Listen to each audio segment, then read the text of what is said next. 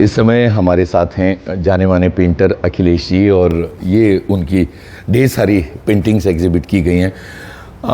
अखिलेश जी, क्या थीम है यहाँ जो पेंटिंग्स आपने दिखाई हैं इसकी?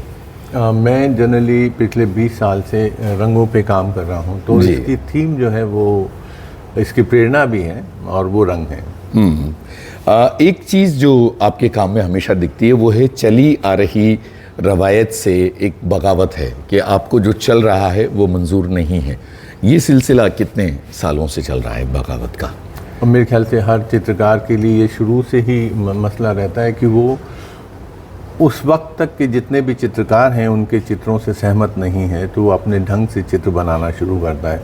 अगर मुझे अपने समय के दूसरे चित्रकारों के काम पसंद आए और मुझे लगे कि भाई हाँ, इसमें वो सब बातें कही जा चुकी हैं जो मैं कह सकता हूँ या कहना चाहता हूँ, तो वो चित्र बनाना छोड़ देगा। मगर चित्र बनाना एक बहुत ही व्यक्तिगत मसला है जिसमें वो दुनिया को कैसे देखता है, कैसे समझता है, वो उसको चित्रित करने में मगन रहता है। तो वो जीवन भर उसकी एक यात्रा एक ऐसी अधूरी यात्रा रहती है जिसमें वो कभी भी अपने देखने को पूरी तरह से व्यक्त नहीं कर सकता है। क्या बढ़िया बात कही आपने। अब जैसे हम इस पेंटिंग की तरफ बढ़ते हैं, लोगों को ये समझ में आए कि यहाँ एक बेस आपने क्रिएट किया और उसके बाद लेयर्स हैं और हर पेंटिंग में एक वर्ग नज़र आता है, एक स्क्वायर नज़र आता है, उसके अंदर आपने अपनी बात कही है। ये फॉर्मेट किस तरह से आपके साथ ये जो है ये चित्र नहीं, ये एक प्रिंटिंग की एक विधा है, सिल्क स्क्रीन प्रिंट, और उसकी अपनी एक लिमिटेशन होती हैं। तो वो उसमें आप इमेजेस एक्सपोज करके स्टेंसिल बना करके उनको प्रिंट करते हैं। जी जी। तो इसमें इन प्रिंट्स में हर प्रिंट में 5 रंग मौजूद हैं, 5 इम्प्रेशन लिए गए हैं। अच्छा। और उसमें टोटलिटी में वो एक चित्र है और उसमें जो सिल्क स्क्रीन प्रिंटिंग की जो काम करने की पद्धति है उसमें वो ऐसा होता है कि हल्के रंग से गहरे रंग की तरफ उसको छापा जाता है। जी जी जी। तो मैंने उस प्रोसेस को उल्टा कर दिया और गहरे रंग से हल्के रंग की तरफ उसको छापा, तो वो ट्रांसपेरेंसी उसके अंदर आ गई। अच्छा। तो ये ट्रांसपेरेंसी जो है वो इन चित्रों के लिए एक, इन प्रिंट्स के लिए एक मेरी एक अलग उपलब्धि जैसे कहना चाहिए। अब तो बहुत सारे लोग कर रहे हैं उस तरह का काम, मगर शुरुआत में तो सबसे पहले मैंने ही इस तरह के प्रिंट बनाना शुरू किए थे 89 में, और उसके बाद लगातार। तो ये जो फॉर्मेट आप चुनते हैं, क्योंकि उसकी अपनी एक सीमित काम करने की पद्धति होती है, तो उसमें आपको एक्सपोज करना होता है और फिर एक्सपोज करके आप प्रिंट करते हैं। बिल्कुल। तो वो स्क्वायर और वो दूसरा स्क्वायर, वो बाकी के जो फॉर्म्स आप देखेंगे तो फ्री फ्लोइंग फॉर्म्स हैं। तो चित्रकला में हमेशा ये होता है कि आप चीज़ों को जक्सटापोज करते हैं। तो ज्योमेट्री के अगेंस्ट आपने एक ऑर्गेनिक फॉर्म को रखा है, तो इस तरह के जक्सटापोजिशन से उसमें एक रुचि पैदा होती है और उस रुचि से चित्र आकर्षक होते हैं।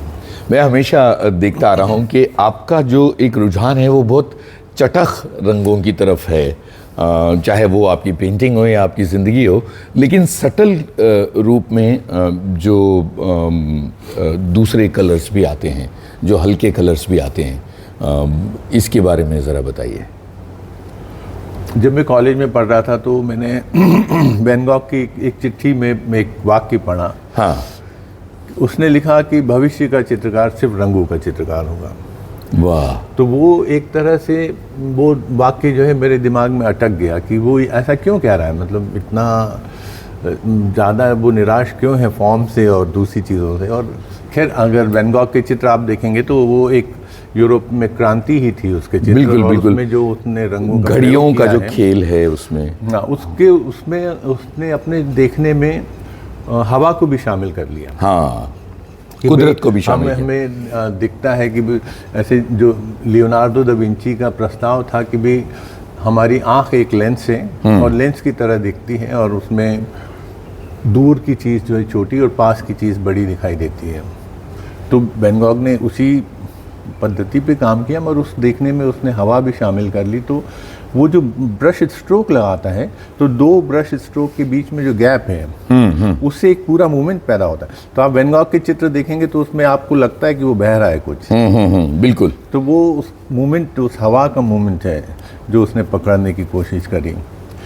तो ये बात उसके मेरे दिमाग में अटकी रही। और फिर बहुत जब मैंने अपना कॉलेज पूरा किया तो पहली बार जीवन में मैंने एग्जीबिशन देखी सैयद हैदर रज़ा की जी, जो भोपाल में लगी थी, और हम लोग इंदौर से देखने आए थे। तो उन्होंने जिस तरह से रंगों का उपयोग किया था, तो उससे मुझे बहुत ही यानी एक प्रेरणा मिली। तो then I started using bright colours, ये सब जो कि बहुत ही गड़बड़ होते थे, क्योंकि मैं बहुत अच्छी पेंटिंग करता था, मगर आप जब इंटेंशनली करने लगे तो मेरे पिता के एक स्टूडेंट थे धवल क्लांत, तो उन्होंने कहा कि अगर तुम, हमारे पिता चूँकि चित्रकार थे तो सारे चित्रकार शहर के घर आया करते थे, तो मैं सबसे पूछता था मैं ऐसा पीला कैसे लगा दूँ, या ऐसा लाल कैसे लगाऊं, या नीला कैसे लगाऊं जो एकदम ब्राइट हो।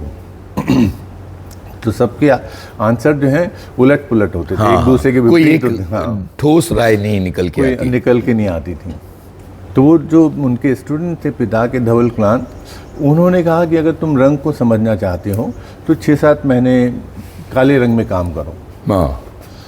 तो फिर मैंने 10 साल लगातार काम किया काले रंग में। फिर उसके बाद मैं रंगों की तरफ लौटा, तो अब मेरे लिए सारे रंग एकदम खुले हुए हैं।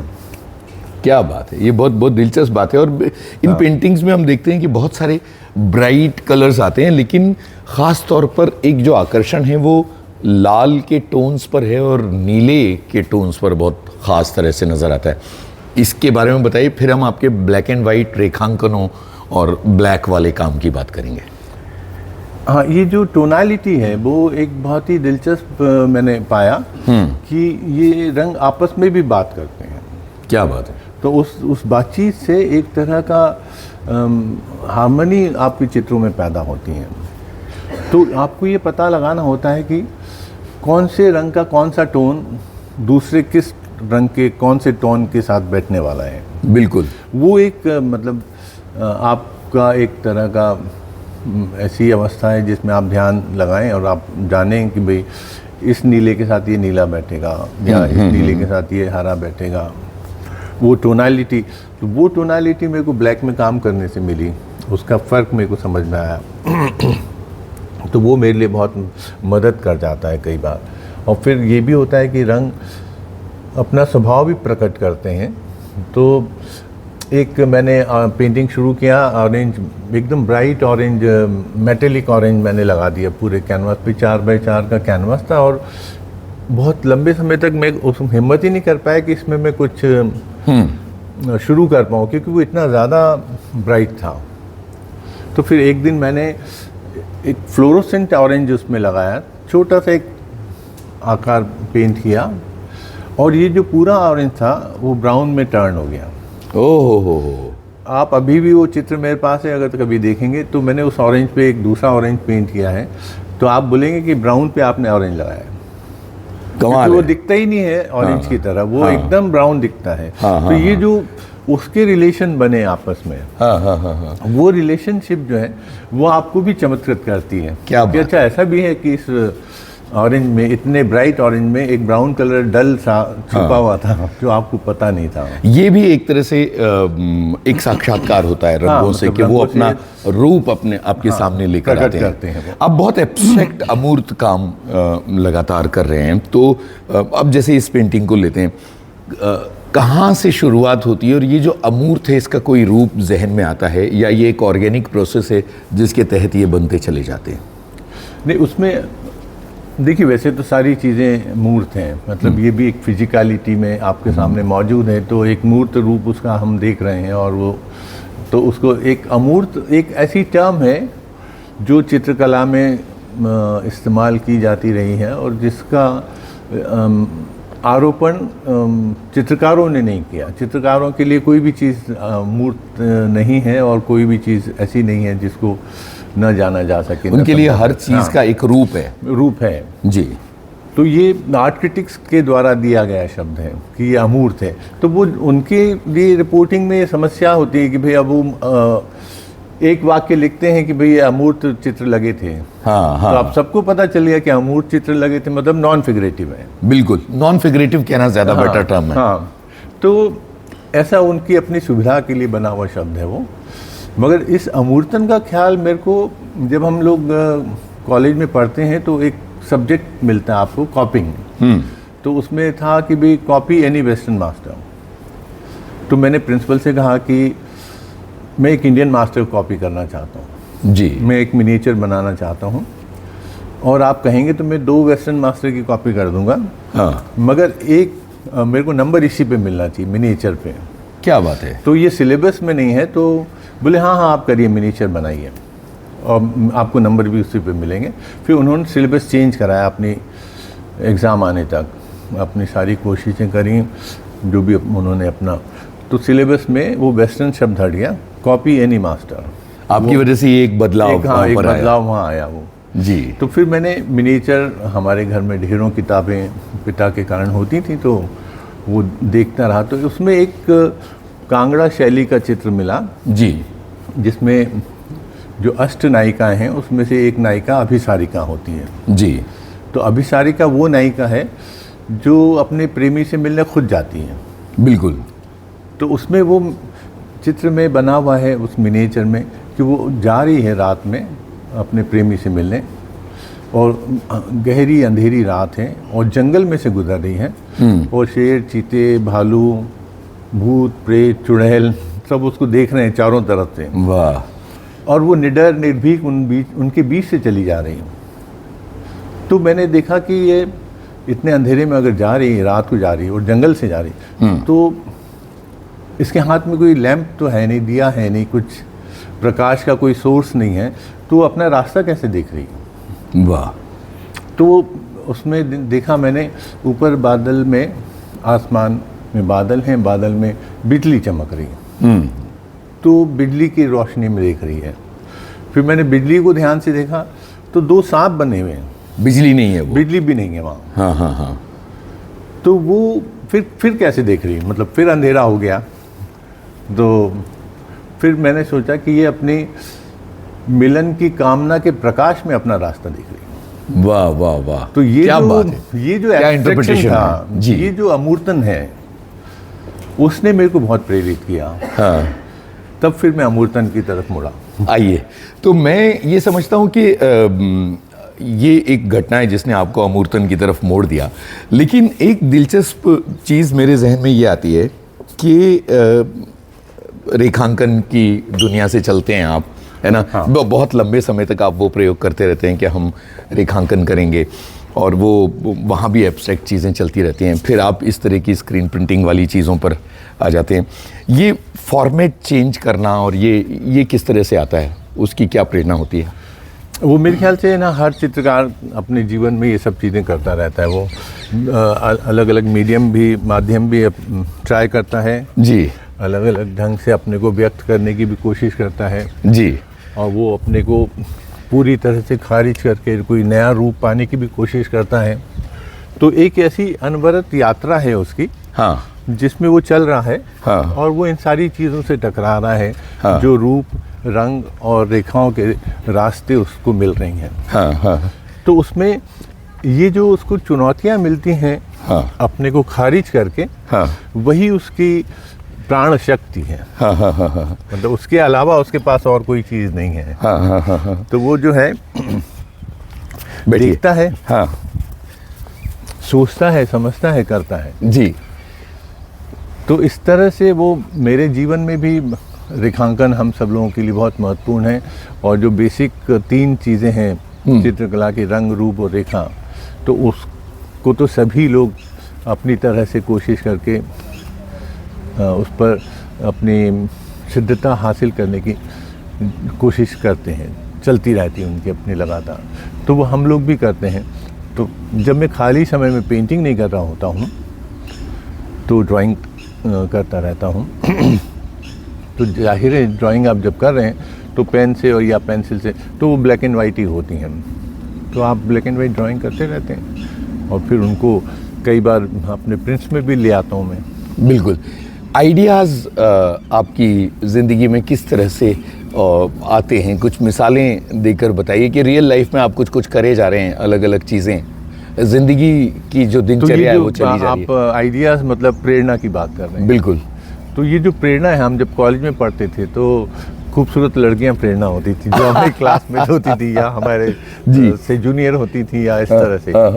फिर उज्जैन में एक एग्जीबिशन होती थी सालाना जी, जो कालिदास के नाटकों पर या उसके लिखे पर आधारित होती थी। तो कालिदास पढ़ना शुरू किया, तो फिर प्रेरणा जो है लड़कियों से हट कर के साहित्य पे हो गई। तो हम उनसे प्रेरित होकर के उस पर चित्र बनाते थे। फिर उसके बाद कविताएं खास तौर पे मुझे बहुत पसंद थी, तो कविताओं को मतलब पढ़ते वक्त वो मेरी प्रेरणा बनी। फिर उसके बाद लिटरेचर मेरी प्रेरणा बना। फिर उसके बाद जैसे जैसे आप आगे बढ़ते जाते हैं ना, तो आपके दिमाग मतलब और थोड़ा जी समृद्ध होता जाता है। जी जी बिल्कुल। तो उसके बाद दूसरे चित्रकारों के चित्र मेरी प्रेरणा बने। क्या बात है, बहुत सही। फिर वो उनसे आप प्रेरित हो कि यार इसने ऐसा बना लिया, मतलब अपन भी बना के देखते हैं इस तरह का। मुश्किल होता है वो, बहुत ही मुश्किल होता है, मगर वो चुनौतियाँ सामने ले आता है कि भाई आपके सामने एक चुनौती आती कि यार ये कर सकता है तो मैं भी कर सकता हूँ इस तरह से। तो वो चित्रकारों के चित्रों ने प्रेरणा देना शुरू करी। उसके बाद मेरा अपना ही पिछला चित्र मेरी प्रेरणा रहा। अरे वाह। फिर इन दिनों मेरी प्रेरणा रंग है। वो एक अंतहीन ऐसा संसार है रहस्यमय, जिसको जान पाना हर किसी के लिए। जैसे मैंने ये बताया ऑरेंज वाला किस्सा जी, ऐसे एक मैंने पेंटिंग कर रहा था, उसमें मैंने एक ब्लू लगाया, फिर दूसरा ब्लू लगाया, फिर तीसरा ब्लू लगाया, तो वो ब्लू ग्रे हो गया। वाह। तो आप देखते हैं जब उस चित्र को, तो वो आपको लगता है मैंने ग्रे लगाया है। जी जी, ये जब तक आप बताएं ना तब तक समझना मुश्किल है। हाँ, मुश्किल है। तो और वो मेरे लिए भी एक चमत्कार जैसा था। मैं भी एकदम से हतप्रभ रह गया कि यार ये ब्लू में ये ग्रे इतना छुपा हुआ है कि इन दो नीले के साथ आते ही वो उसका ग्रे प्रकट हो गया। वाह। तो ये जो आपको एक रंगों का रहस्य खुलता जाता है आपके सामने, तो वो आपको बहुत ही एक अचंभे में डालता है और वो आपकी प्रेरणा शक्ति बनता जाता है। कानोता कैंप एक बहुत खूबसूरत जगह है, चारों तरफ कुदरत है, वो दूर पहाड़ नज़र आ रहे हैं, यहाँ एक झील है इस तरफ, और जहाँ हम बैठे हैं पंछियों की आवाज़ें आ रही हैं। दुनिया की बदहवासी के बीच सुकून का एक कोना है जहाँ मैं आपको हर साल देखता हूँ। यहाँ से आप क्या प्रेरणा लेकर जाते हैं और उसका क्या आपके काम पर असर आपने देखा है? हाँ, मेरे ख्याल से जो सारे चित्रकार हैं उनके लिए बेसिकली सीखने का जो बड़ा एक उपलब्ध जरिया है वो तो प्रकृति है। और उस प्रकृति में आप आज भी मतलब वो सब नहीं कर सकते हैं जो प्रकृति में सहज ही होता रहता है। और इतने ज़्यादा चटक रंग मिलते हैं, जैसे मोर के पंखों जैसा रंग कोई लगा नहीं सकता है, चाहे कुछ भी कर ले, मतलब उसमें वो बात ही नहीं आ सकती है। उसके आसपास जा सकता है मगर उस तक नहीं पहुंच पाता है। और ये जो उस तक नहीं पहुंच पाना है वही उसके लिए एक वो बनता रहता है। जैसे इंद्रधनुष आप पेंट करना चाहते, इंद्रधनुष कभी पेंट नहीं कर पाते। जी जी बिल्कुल, क्योंकि वो एक अलग ढंग से बनता है और उसमें कोई भी एक डिवीजन की रेखा नहीं है। यस बिल्कुल बिल्कुल, वो आपस में वो अपने आप ही में इतने मिक्स हैं और इतने उसी वक्त इतना स्पष्ट हैं कि आप उनके सातों रंग देख सकते हैं मगर उसमें कोई अलगाव नज़र नहीं आता है। ये जो करना है ये बड़ा मुश्किल, जैसे कुछ हद तक लियोनार्डो ने किया था। लियोनार्डो के जो चित्र हैं उसमें रेखा लगभग नदारत है। तो वो जैसे मोनालिसा आप देखेंगे तो उसके बाल की मतलब बाल बने हुए, आपको लगेगा कि बड़े अच्छे से बने हुए हैं। और बहुत सारे चित्रकार जो हैं एक एक बाल बना देते हैं, उसके वैसे ही लगते हैं कि एक एक बना हुआ है मगर उसमें लाइन आपको नहीं मिलेगी। वो एक तकनीक का इस्तेमाल करते थे, वो ड्रॉ करके उसको मिक्स कर देते थे बैकग्राउंड। तो मोनालिसा के बॉडी का या कहीं भी जो भी चीज़ें क्लियरिटी में दिखती हैं उसमें रेखा कहीं नहीं दिखेगी। तो ये आज एक होता है, मतलब हर जी। चित्रकार अपने ढंग से प्रकृति से ही सीखता है और उसी को लौटाता है। क्या बात है, मुझे तो ये लग रहा है कि इस बातचीत का सिलसिला ना ख़त्म हो, क्योंकि बहुत दिलचस्प बातें हो रही। एक चीज़ मेरे जहन में ये आई, हम बहुत अलग अलग मौक़ों पर कथा कहन में भी बैठे हैं, बातें की हैं, अलग अलग मुद्दों पर डिस्कशंस किए हैं। रंगों की ये छटा और कुदरत का ये नज़ारा है, यहाँ से क्योंकि एक चित्रकार की नज़र बहुत अलग तरीके से चीज़ों में पड़ती है, वो कौन सी चीज़ थी इतने सालों में लगातार आते हुए, या रंग का वो कौन सा शेड था, या कोई ऐसा फिगर था जो आपको याद रह गया, या जो आपको लगा कि ये मैंने कुछ अद्भुत देखा? मेरे को यहाँ का जो, जब हम लोग आते हैं तो रास्ते में बहुत सारे पहाड़ दिखते हैं। हाँ, उन पहाड़ों के रास्तों से, मतलब बीच से वो सड़क गुजरती भी बड़े आती सिलेटी है। रंग के पहाड़ हैं। और वो बड़े खूबसूरत हैं, तो वो मेरे को बहुत ही अचंभे में डालते हैं कि इसमें जो रंगों का एक बदलाव लगातार आता रहता है जी। और वो बहुत ही ग्रे टोन है और ब्राउनिश टोन है और थोड़ा रेडिश, हाँ रेडिश है, तो उसके बहुत सारे एक ही रंग के 50 से ज़्यादा टोन दिखाई देते हैं। तो वो मतलब मेरे लिए ज़रा मुश्किल होता है पकड़ना उनको, मगर मेरी कोशिश रहती, वो मेरी प्रेरणा रहती है कि भाई इस तरह से मेरे चित्रों में इतनी हार्मनी के साथ ये रंग आ जाए। बढ़िया बात है, इतनी हार्मनी के साथ ये रंग। अब जैसे कार्लोटा कैंप में हम आते हैं तो ये इतनी एक खूबसूरत जगह है जिसमें सुबह सुबह ही झील के सामने जब सूरज उगता है तो वो पूरा दृश्य बदलाव होता है। जैसा अभी दिख रहा है ऐसा होता ही नहीं, वो एक अलग तरह का आपको दूसरी दुनिया में ले जाता है। और रात की दुनिया अलग है, जहाँ चांद होता है, रात की दुनिया अलग होती है। एक यही तालाब जो सुबह उगते वक्त ऑरेंज है, रात को गहरा काला दिखाई देता है। बिल्कुल। मतलब ये जो रंगों का परिवर्तन होता रहता है, ये कार्लोटा कैंप की अपनी एक जो इसमें खुलापन है जी, और उसके साथ ही उसमें एक तरह का प्रकृति के साथ आप रहते हुए आप काम करते हैं। तो यहाँ पे जो पक्षी तमाम तरह के हैं और तमाम तरह के पेड़ इसलिए लगाए गए कि उस पेड़ पे उसी तरह के पक्षी, मतलब एक पर्टिकुलर प्रजाति के पक्षी ही बैठते हैं। बिल्कुल बिल्कुल। तो ऐसे बहुत सारे पक्षियों की अलग अलग आवाज़ें सुनने को मिलती हैं। बिल्कुल। तो it's a beautiful place to come and stay and come work. एक चीज़ मैं ये देखता हूँ कि आप लगातार लोगों को सुन रहे होते हैं, कहानी पर डिस्कशन हो रहा है, लोग इसलिए आए हैं कि वो कहानी के अलग अलग पहलुओं को समझ पाएँ और लिखने की दुनिया में अपना एक सिस्टमेटिक रास्ता तय कर पाएँ। ये सब सुनते हुए, चूँकि आप चित्रकला की दुनिया से आते हैं, आपके जहन में क्या क्रिएटिव स्पार्क होता है? और लिटरेचर से मतलब बहुत गहरा संबंध बहुत बचपन से हमारा बनना शुरू हो गया था, पिता के कारण ख़ास तौर पे। और फिर बाद में जब हम लोग बड़े हुए तो हमारे शहर में एक अहिल्या लाइब्रेरी थी इंदौर में, तो उसमें एक मेंबर को 3 किताबें मिलती थीं। तो पिताजी उसके मेंबर थे, तो हमने उनसे कहा कि मैं और मेरा बड़ा भाई देवेश, हम दोनों पढ़ने के बहुत शौकीन थे। तो पिताजी के एक दोस्त होते थे डॉक्टर दुलीचंद, उनका कार्ड भी ले लिया, तो अब 6 किताबें मिलती थी जी। तो हम लाइब्रेरी में जाके मोटी मोटी किताबें ढूंढते थे कि पहले मोटी मोटी पढ़ लें ज़रा। तो वो सारी 6 किताबें इशू कराते थे और हफ्ते भर में हम पढ़ करके उसको लौटा के दूसरी 6 ले आते थे। तो ये हम लोगों ने उस पूरी लाइब्रेरी को एक तरह से पढ़ डाला था। उस वक्त जितना भी लिटरेचर वहाँ हमको लगता था पढ़ने के लिए, तो एक सहज प्रवृत्ति है और एक जानने की अपनी जिज्ञासा है। फिर निर्मल जी और कृष्ण बलदेव वैद, अशोक वाजपेयी, इन लोगों से बड़े अच्छे गहरे आत्मीय स्नेह पूर्वक संबंध रहे हैं। उदयन वाजपेयी, शिरीष ढोबले, मदन सोनी, ये लोग हमारे बड़े अच्छे मित्रों में से हैं। तो एक पूरा ऐसा संसार ही है आपके इर्द गिर्द जो लिटरेचर का है, जिसमें आपको पढ़ने में और उस पर बात करने में और उसमें जानने समझने में मज़ा आता है। तो जैसे ओरान पामुक का जो नावल है माय नेम इज़ रेड, तो आप पढ़ें तो उसने इतनी खूबसूरत ढंग से मिनीचर पेंटिंग की डिस्क्रिप्शन किए हैं और इतना आई ओपनिंग है एक तरह से। उस वक्त के जो ईरानियन मास्टर पेंटर्स हैं, बजाद वगैरह, और उन सब के बारे में उसने बड़े आधिकारिक रूप से लिखा।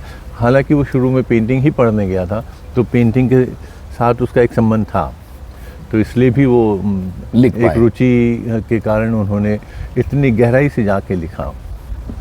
तो पढ़ने में मज़ा आता है वो, मतलब इस तरह से मेरे को कहानियाँ सुनने में, और अनु जो हम मेरी पत्नी है उनको भी पढ़ने में बहुत मज़ा आता है, तो वो भी खूब कहानियाँ पढ़ती रहती। तो इस एक माहौल है वो जिसमें आप रहते हैं।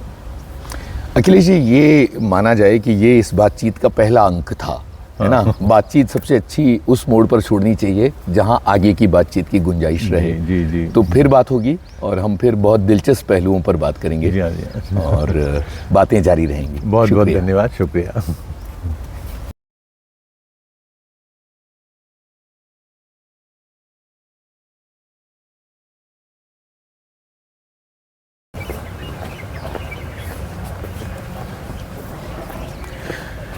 अखिलेश जी, कानोता का जो सूर्योदय है, हाँ। बहुत अलग अलग तरह के रंग लेके आता है और हाँ। हर सुबह एक अलग शेड वाली लगती सुबह है। होती है। हाँ हाँ। तो ये आपके लिए किस तरह का एक्सपीरियंस रहा है? यहाँ जो सूर्योदय हम देखते हैं, जो कल हुआ और जो आज हुआ, जी, जैसे कल का सूर्योदय बहुत ही लाल रंग लिए बहुत ज़्यादा लाल था, है ना? शेड्स जो हैं बहुत लाल थे, आज उतने नहीं हैं। और आज वो पीला है। जी जी जी जी। तो ये जो इस तरह के जो अचंभे होते रहते हैं प्रकृति में, जी। और ये जो कनौता कैंप में ख़ास तौर पे आपको देखने को मिलते हैं, उसका एक प्रमुख कारण ये भी है कि इतना खुला हुआ दृश्य जो है आपको अन्यथा नहीं दिखाई देता। हाँ, बिल्कुल तो वो बिल्कुल। एक यहाँ की एक बड़ी खूबसूरत बात है। तो हर दिन हर रात जी एक अलग तरह के दिन और एक अलग तरह की रात होती है। वो कोई भी रात या कोई भी दिन एक जैसा नहीं दिखाई देता। तो ये प्रकृति का एक खूबसूरत नज़ारा है जी जो कनौता में आपको 3 दिन 4 दिन में जब लगातार आप रहते हैं जी। देखने को मिलता है। कभी ऐसा भी हो सकता है कि झील के किनारे आप अपना कैनवस लगाएं और काम करें? हाँ बिल्कुल, और ये ऐसा होता भी रहता है, हम लोग करते भी रहते हैं। जी। और एक ऐसी एक प्रक्रिया भी है आप जिसमें प्रकृति चित्रण के लिए आप उसके नज़दीक जाते हैं। हाँ हाँ तो बिल्कुल। वो हम लोग सभी चित्रकारों की एक प्रैक्टिस में रहता है कि एक इसको आप लैंडस्केप बोलते हैं और सब लोग उसको करते हैं। बिल्कुल। और उसमें इसका अमूर्तन भी बड़ा सुंदर होता है। हाँ, मैं यही सोच रहा हूँ कि इसका जब अमूर्तन आप करेंगे तो वो क्या निकल कर सामने आएगा। अद्भुत हाँ, बात है। वो एक जब आप कोई दृश्य देखते हैं जी तो आप उसको परसीव करते हैं कि भाई मैंने ये देखा, जी और फिर उसको जब आप कैनवास पे लाते हैं या कागज़ पे उतारते हैं तो वो आपका विजन होता है बिल्कुल। कि आप उसको अपने तरह से ये जितना भी देखा हुआ है, जाहिर है आप उसको हूबहू उतारने की कोशिश नहीं करते हैं। और ये जो फ़र्क आया था ये सेज़ा से शुरू होता है। जी जी। एक प्रसिद्ध फ्रांसीसी चित्रकार थे, तो उन्होंने प्रकृति को ठीक वैसा का वैसा चित्रित करने के बजाय उसका जो एक अनुभव है उनका उसको चित्रित अपना करना एक्सप्रेशन शुरू किया। रहा। हाँ। क्या बात है, हाँ, मज़ेदार बात तो है ये। एक उस तरह से कि इसका जो मुझ पर इम्प्रेशन बढ़ा जी वो मैं चित्रित कर दिखाऊंगा। रहा हूँ। तो वहाँ से एक इम्प्रेशनिज्म की शुरुआत भी होती है। क्या बात है, बहुत ही बढ़िया है। जी हाँ। एक चीज़ मैं ये जानना चाहता हूँ कि जैसे आपने किसी पेंटिंग पर काम करना शुरू किया तो एक दिन में तो ख़त्म होने वाली नहीं है। हाँ, तो वो एक पूरी जो प्रोसेस है, मान लीजिए कि 1 हफ्ते में आप अपना काम पूरा कर रहे हैं या 1 महीने में कर रहे हैं, तो जाहिर है कि इस 1 महीने में आप खुद भी बदल रहे हैं। हाँ, तो वो विचार जहाँ शुरू हुआ और जहाँ ख़त्म हुआ उसके बीच का जो स्पेस है उसमें बहुत सारा ग्रो हो जाता होगा वो। ये आपने एक बड़ा खूबसूरत तथ्य की तरफ इशारा किया है। जी जी ये हर चित्रकार के साथ ये होता है कि वो एक चित्र बनाने में उसको कई महीने भी लगते हैं, बिल्कुल। या कई दिन लगते हैं।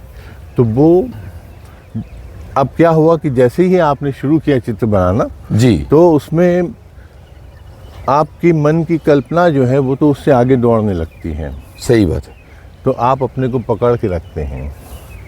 तो एक तरह से चित्र बनाना स्थगन का भी काम है। अपने विचारों को आप दूसरे जो नए आ रहे हैं उसको आप स्थगित करते हैं, रोक के रखते हैं। हाँ, तो और ये एक एक संयम महीने भी तक- है। हाँ, जी। 1 महीने तक रोक के रखते हैं, क्योंकि ये जो चित्र आप बना रहे हैं उसको अगर आप अपने नए विचारों, नई कल्पनाओं से लगातार बदलते रहेंगे तो ना आप इधर के रहेंगे ना उधर के, क्या प्यारी ना बात ये है। पूरा होगा और ना वो चित्र ठीक से बनेगा। इतना ज्यादा अपने आप को थामना तो पड़ता है। थामना पड़ता है वो एक लंबे समय तक, जी। और उन विचारों को रोकना पड़ता है जो चले आ रहे हैं। और आप वो एक ध्यानावस्था है एक तरह से ये। यहाँ एक और मज़ेदार बात मेरे दिमाग में आई है कि जो रोज़मर्रा के एक्सप्रेशंस हैं, हमारी ज़िंदगी रोज़ बदल रही है, तो क्या एंगर, रिलीफ या जॉय, सॉरो, इस सब का असर पड़ता है स्ट्रोक्स पर? एक तरह से बिल्कुल सही बात है ये कि आप इन सारी चीज़ों से प्रभावित होते हैं और उसमें वही आपके काम आता है कि आप अपने को उस वक्त रोक कर रखते हैं उस जगह पर जहाँ से आपने शुरू किया है, जब तक वो बुरा ना हो। तो वो सारे स्टॉप हो जाते हैं। हाँ, तो वो रुक नहीं पाता बहुत है। प्यारी बात है। रुक पाता है कि नहीं? रुकता है तभी तो आप अपना काम कर पाते हैं। नहीं तो कुछ का कुछ हाँ, हो नहीं तो जाएगा। वो कुछ भी नहीं हो सकेगा फिर। हाँ, वो तो बिगड़ता चला जाएगा। क्या बात है, बहुत सही है। अच्छा, बीते 25 सालों में 21वीं सदी ने दुनिया को बहुत अलग तरह से बदला है, लेकिन चित्रकला का जो विकास का क्रम है उसमें बहुत सारे लेजेंड्स बीती सदी में अलग अलग तरीके से या उससे पहले की सदी में आते रहे हैं। इन 25 सालों में दुनिया बहुत तेज़ी से टेक्नोलॉजी की तरफ बढ़ी है, और एक तरह से हम देखें तो AI भी अब हमारी ज़िंदगी को बहुत तेज़ी से प्रभावित करने लगा है। कौन सी नई प्रवृत्तियां इन 25 सालों में आप देख रहे हैं चित्रकला में? चित्रकला में जो एक बहुत मेजर परिवर्तन अभी कोई लेके आया है तो वो अनीश कपूर है। अनीश कपूर ने एक और एंगल चित्रकला में खोल लिया जो कि आर्किटेक्चर का है। तो उसके कुछ स्कल्पचर उसने कुछ इस तरह से किए हैं जिसमें आर्किटेक्चर का भी बड़ा एक रोल है। तो अनीश कपूर के यदि आप चित्र देखते हैं या उनके स्कल्पचर्स देखते हैं या उनके काम देखते हैं तो वो आपको पता चलता है कि एक नई दिशा की तरफ तो कला का जो स्वभाव है वो भविष्योन्मुखी है। बिल्कुल है, वो बिल्कुल लगातार आगे की तरफ चलती जाती, पीछे अतीत से उसका संबंध, अतीत से वो परंपरा से सब कुछ लेती है और अपने को नए ढंग से प्रकट करती है। तो उसमें अनीश कपूर का बड़ा योगदान है जी आज के समय में। और अगर हम देखते हैं तो उसमें जेफ कून्स है, डेविड हॉकने हैं, ये सारे लोग जो हैं इन्होंने चित्रकला में काफ़ी चीज़ें बदली हैं। तो एक बड़ी अच्छी चीज़ है कि वो अपने ढंग से अपने को पुनर्परिभाषित करती रहती है। अनीश कपूर के रास्ते ही आया है। वो पहला चित्रकार है जिसने ये कहा कि मैं अंधेरा चित्रित करना चाहता हूँ। ओह, और आप देखेंगे कि जो चित्रकला है, जो पेंटिंग है, it's a function of light. और उसमें लाइट के सहारे ही अपने को अभिव्यक्त किया जाता रहा है। और उसने फिर एक नया रंग, काला रंग जो है उसको पेटेंट कराया। अच्छा, वांटा ब्लैक, जो कि 99.99% लाइट सोख लेता है। ओह, तो वो अगर आपने उसने पेंट किया है तो वो दिखाई देता नहीं है इस तरह से कि वो काला रंग है, वो एक गड्ढे की तरह दिखाई देगा या वो एक ऐसी गहराई की तरह दिखाई देता है जो एंडलेस है। क्या बात तो वो बहुत ही खूबसूरत है उसके काम, अगर आप देखेंगे तो। बहुत सही है, बहुत सही है। मैं एक चीज़ और, जब हम लगातार आपकी इस यात्रा पर बात कर रहे हैं तो मैं ये देखता हूँ कि इस यात्रा में न जाने कहाँ से आपने शुरुआत की होगी और अपना एक फॉर्मेट पकड़ा होगा और बदलते वक्त के साथ आप बदलते चले गए। तो जब अपनी पीछे की चीज़ों को आप देखते हैं, हाँ, तो क्या पाते हैं? क्या लगता है कि क्या आप ये देखते हैं कि यहाँ से मैं यहाँ तक आ गया, या आप उसमें मैच्योरिटी देखते हैं, या क्या देखते हैं, या बेहतर देखते हैं कि नहीं वो बहुत बेहतर था उस समय के हिसाब से? उसमें होता ये है कि आप लगातार अपने काम में एक तरह का परिवर्तन पाते हैं, और जब आप पुराने चित्र देखते हैं तो उसमें और अभी के चित्रों में जी, काफ़ी बड़ा फ़र्क नज़र आता है। जाहिर सी बात मगर है। यात्रा चूँकि आपकी है, जी, तो वो छोटे छोटे बदलाव जो समय समय पे होते रहे हैं, वो एक समय पे आके इतने बड़े हो जाते हैं जी, कि आपको पिछले चित्र से अभी के चित्रों में कोई वो समानता नहीं मिलती है। हाँ हाँ हाँ हाँ, मगर उसके अंदर एक अंडर करंट जरूर आपको दिखाई देगा, जी। जिससे पता चलेगा कि ये मेरे चित्र हैं। हाँ, मतलब एक कोई धारा है, हाँ, जो वो कहीं ना बहती कहीं आपको दिखती जोड़ती है। तो वो तभी दिखेगा जब आपने शुरुआत से मेरे चित्र देखे हैं, बिल्कुल। तो वो आपको दिखता चला जाएगा कि अच्छा हाँ, यहाँ पे ये है। क्योंकि वो स्वभाव जो है वो तो कभी नहीं बदल सकता ना। जी, वो आप हमेशा उस अपने स्वभाव में ही चित्रित करते हैं, आप हमेशा अपने ढंग से ही उसको अप्रोच करते हैं कैनवास को, तो इट इज़ ऑलवेज देयर। अच्छा ये बताएं कि क्या एक पेंटर होकर, फुल टाइम पेंटर होकर, आज के इस ज़माने में मज़े से जीना पॉसिबल है? मुश्किल है, बहुत मुश्किल है, क्योंकि जब आप बनाना शुरू करते हैं या चित्र बनाते हैं और या उस दुनिया में प्रवेश करते हैं, तो आते से ही आपको कोई रिकग्नाइजेशन नहीं मिलता है। उसके लिए उसके आपके काम में अगर कोई बात है, तभी आपको थोड़ा सा एक वो मिलेगा स्थान चित्रकला की दुनिया में। अन्यथा ऐसे बहुत सारे चित्रकार भी आपको मिलेंगे जो करते रहते हैं पेंटिंग और कुछ नहीं होता, तो उसके भरोसे रहना बड़ा मुश्किल है। तो जैसे मैंने भी अपने को सपोर्ट करने के लिए 3 नौकरियां करी जी, क्योंकि वो तो आपकी एक दूसरी ज़रूरत है जो जीवन यापन है, और ये आपका एक स्वभाव है। तो इसको आप लगातार अपने कर्म में मुब्तला रहें। उसके लिए ज़रूरी है कि आप कुछ ना कुछ एक ऐसा ज़रिया हो जहाँ से आपको पैसे आएँ, जहाँ से आप कैनवास और रंग खरीद सकें। तो वो मुश्किल है, और उस ऐसा मानना भी नहीं चाहिए। ये एक जीने का ढंग है, ये साधन नहीं है पैसे कमाने का, ये साध्य है। बहुत सही है। क्या बड़े शहरों का रुख ज़रूरी है या विदेशों का रुख मायने रखता है? हाँ, उसमें एक तरह से होता है भाई, जैसे बम्बई हमारे यहाँ बहुत ही एक महत्वपूर्ण जगह थी शुरुआत में। अब तो खैर थोड़ा बदला है दृश्य, नहीं तो पहले सारे चित्रकार जो हैं बम्बई में अपना शो करना चाहते थे और करते थे, क्योंकि वहीं पर चित्र बिकते थे और दूसरी जगह नहीं बिकते थे। जी, अब तो खैर दिल्ली और बेंगलोर और मद्रास में भी ये सब होने लगा है, तो वो थोड़ा दृश्य बदला है। अपनी इस जो भी ग्रोथ हो रही है देश की, और जो भी दृश्य बदल रहा है अपने चित्रकला को लेके, तो थोड़ा फर्क आया है। भोपाल में होने का आपके चित्रकार होने पर क्या असर पड़ा है, पॉजिटिव या नेगेटिव? भोपाल एक बड़ा खूबसूरत शहर है, और उसका लैंडस्केप जो है इतना सुंदर है कि जब मैं पहली बार भोपाल आया जी, तो मैंने देखा कि यार ये इतना खूबसूरत शहर है, मगर शाम को 7 बजे तक बिल्कुल सो जाता है। तो एक उस ज़माने में सो भी जाता था। हाँ।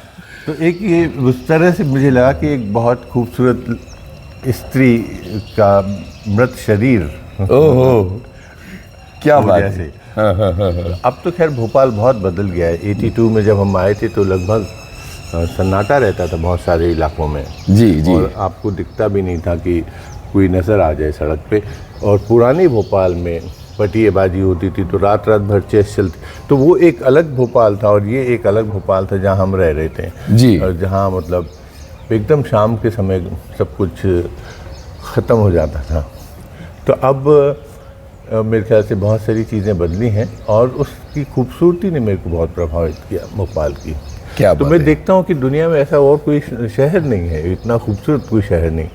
3 पहाड़ होने, पहाड़ों पे बसा होने के कारण उसमें एक खुलापन भी है। और बिल्कुल। पुराने भोपाल में एक पूरा अलग पुराने मिजाज ढंग है का, वो। हाँ, जी। स्ट्रक्चर है उसका उतना कसा हुआ।